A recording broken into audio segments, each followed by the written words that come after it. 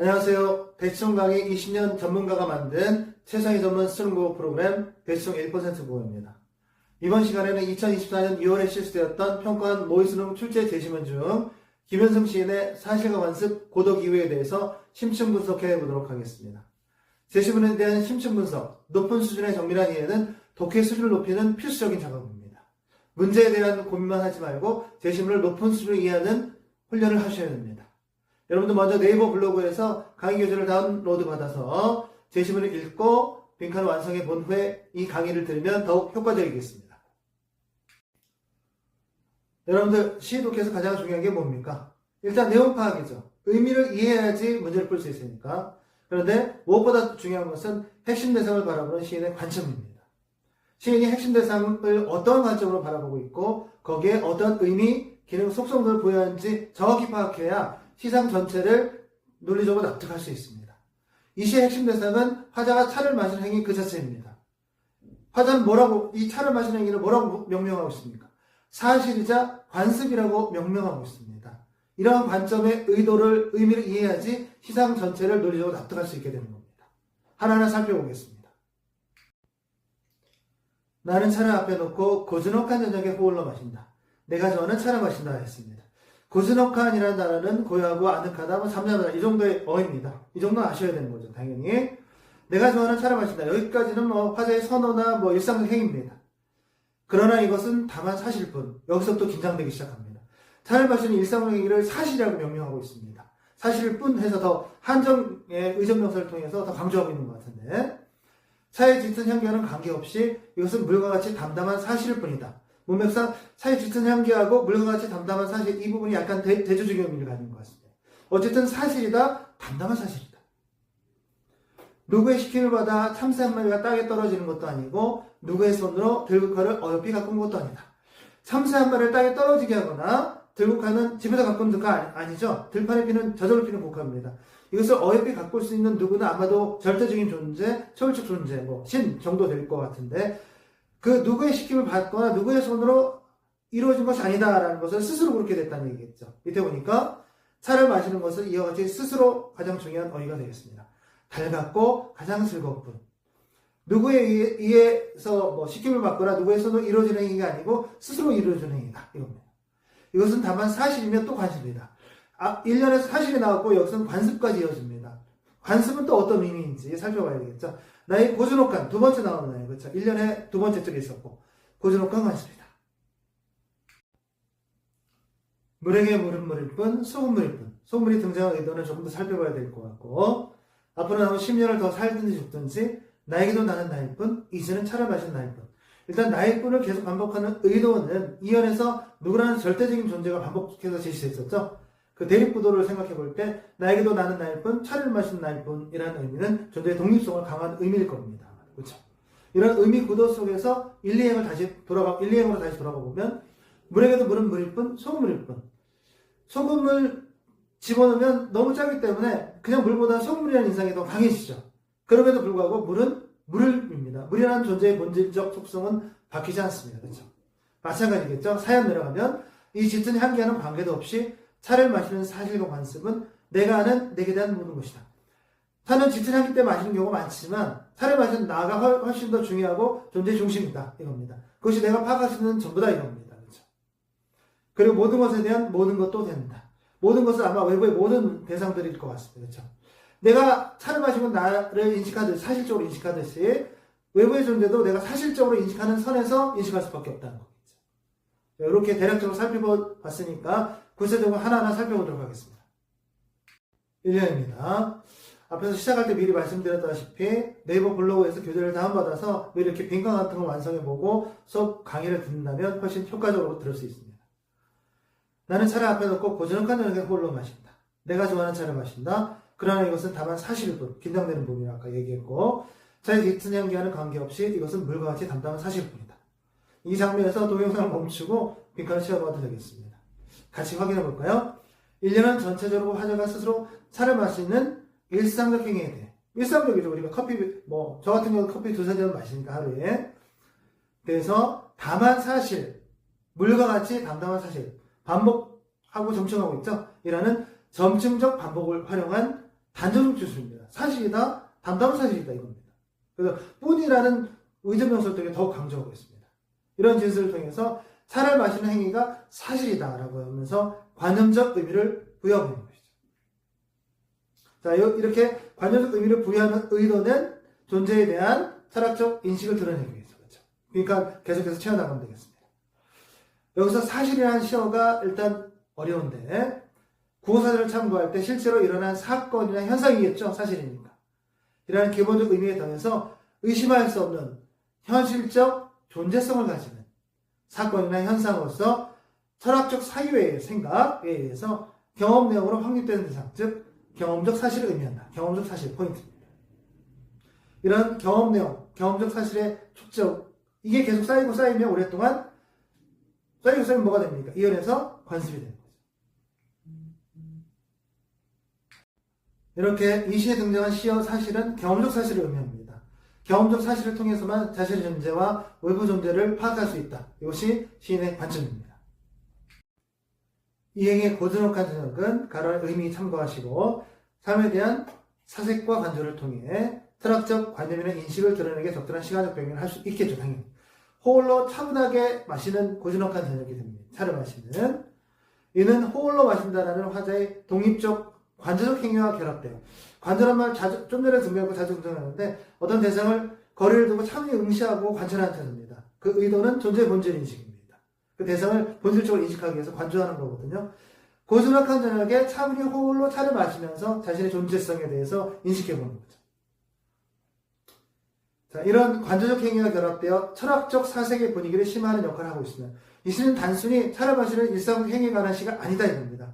그런 일상 행위를 통해서 삶에 대해서, 인생에 대해서, 존재의 본질에 대해서 사색하는 작품이다 이겁니다. 이연의 마지막 부분에서 고즈넉한 관습, 시어를 반복할 때는 그 의도가 있는 겁니다. 당연히 그렇죠.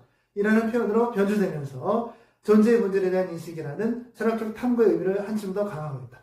차를 마시는 일상 행위를 통해서 삶에 대해서 철학적으로 탐구하고 있다 이겁니다. 여러분들 독해력, 문해력 얘기를 많이 하는데 독해력, 문해력이 부족한 학생들은 책을 읽지 않은 거고 체계적으로 영화나 다른 문화 관례에 대해서 충분한 체험을 하지 않은 겁니다. 그렇다면 제10분만이라도 깊이 고민하고 생각해 보셔야 됩니다. 항상.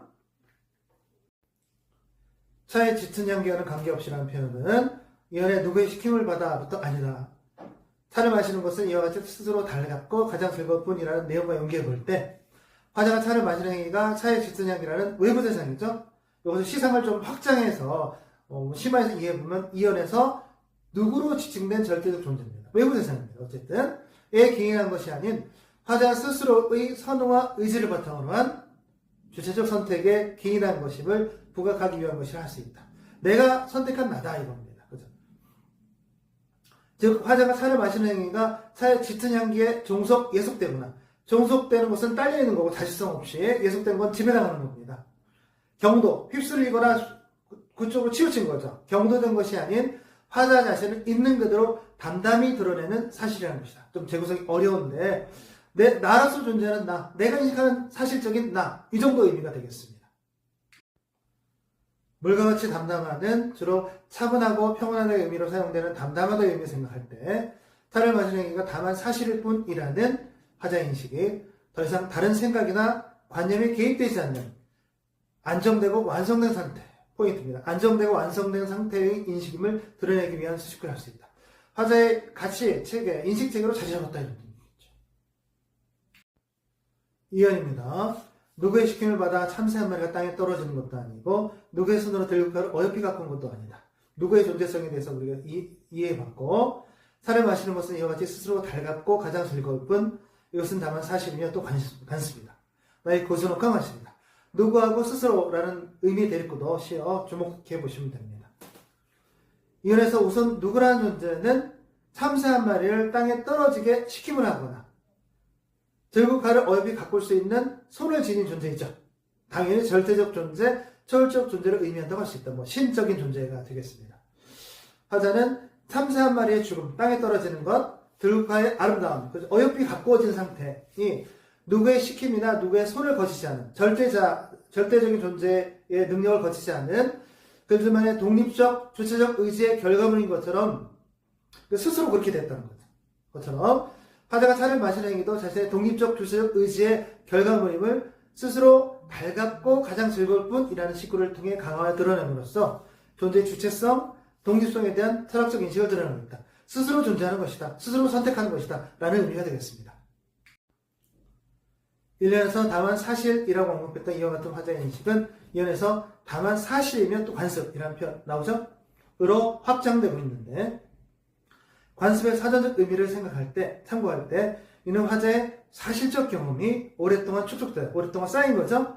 화자 내부에서 질서나 풍습처럼, 관습의 의미, 질서, 풍습처럼 확고한 인식체계로 자리 잡게 되었음을 의미한다고 할 수 있다.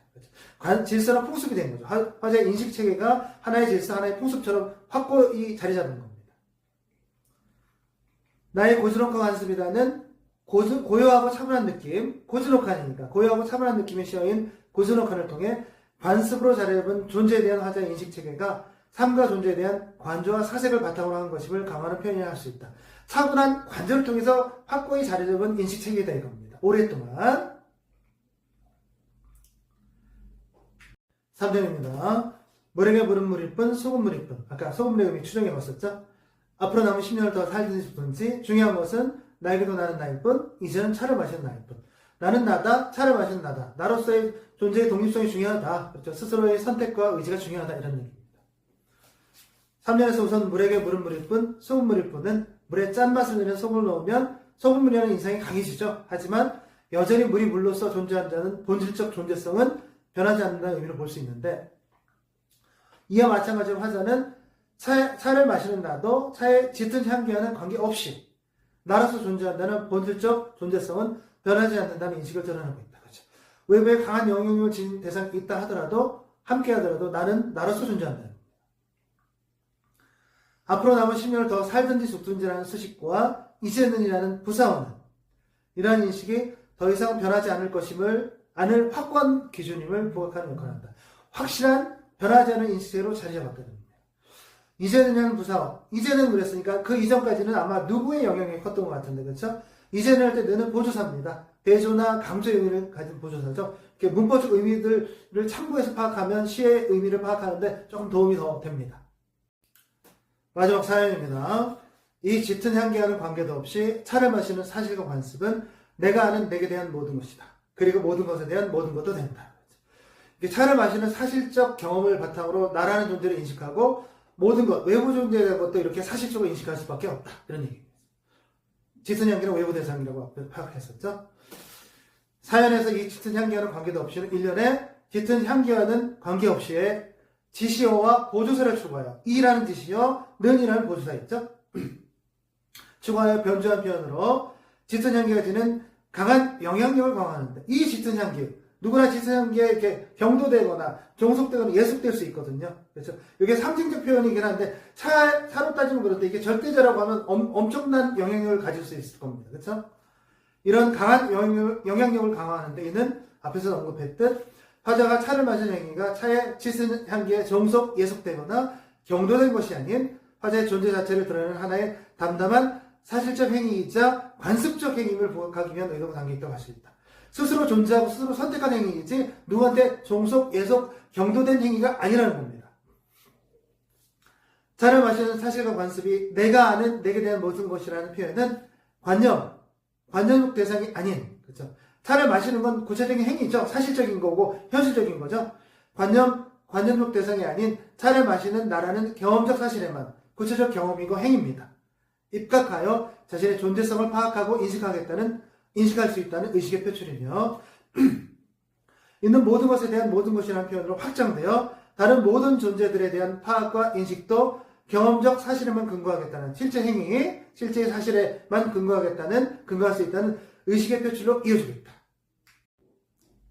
이 시에서 이렇게 화자가 경험적 사실로만 자신과 다른 존재들을 인식하겠다는 태도를 보이는 것은 그랬습니다. 앞에서 이 짙은 향기와는 관계도 없이 차를 마시는 사실과 관습은 내가 아는 내게 대한 모든 것이다 라고 진술했습니다. 그렇죠? 이언을 통해 알 수 있듯 누구로 지칭된 추상적인 관념의 세계에 속한 절대적인 존재에 대해 앞에서 누구가 나왔습니까? 어떻게 나왔습니까? 삼세 한 마리를 땅에 떨어지게 하거나 들고 가를 어여삐 가꿀 수 있는 존재, 그런 능력을 지닌 절대적인 존재였습니다. 이런 존재에 대해 회의하고 있기 때문에, 의심을 품고 있기 때문인데, 이유는 알 수 없다라고 나와 있는데, 그 이유 시작점은 우리가 시를 통해 확인할 수 없습니다. 그죠? 이는 곧 형이상학적이고, 형이상학은 경험적 대상을 다루는 자연과학과 대비되는 말입니다. 주로 관념의 세계를 다루겠죠? 형이상학적이고 초월적인 정비적 세계가 분리되어 인간 존재성을 탐구하겠다는 의지의 발로 표출이라고 할 수 있다. 그렇죠? 신과 분리된 인간 존재 탐구, 신의 세계에서 내려온 인간 존재입니다.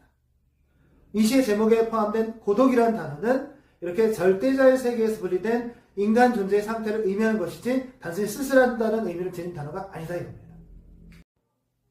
시의 독해에서 가장 중요한 것은 핵심 대상에 대한 시인의 관점을 파악하는 것입니다. 핵심 대상을 어떤 관점으로 바라보고 의미하는가를 파악하고 이에 맞춰 시어들의 의미적 연관성을 이해해간다면 시상의 흐름을 보다 정밀하게 이해할 수 있을 것입니다.